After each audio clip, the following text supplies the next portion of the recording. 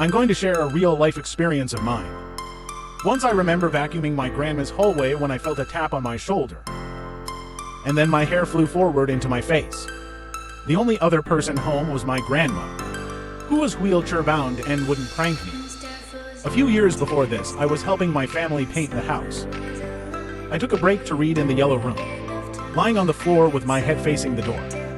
My dad left for the garage, so I was alone. Suddenly, the door slammed shut, and I looked up to see a red-headed woman hanging in the closet. Years later, my uncle died of a heart attack in front of that closet. My grandma passed away in the room next to the yellow room. She once asked if I ever felt the need to call on Jesus in her house. When I told her about the red-headed woman, she went pale and confessed that the woman screamed and ran, naked through her room at night. My niece later mentioned seeing a pale, black-haired woman in the bathroom. My nephew moved into the yellow room, and although the door still closes by itself, it doesn't slam anymore. One time, while chatting with my aunt, her ponytail was flung forward and slapped her in the face, though she hadn't moved her head.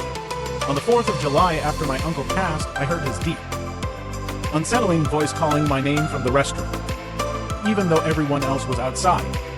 My mom later told me that my uncle had sent creepy letters to me when I was little, asking why I didn't want to play with him.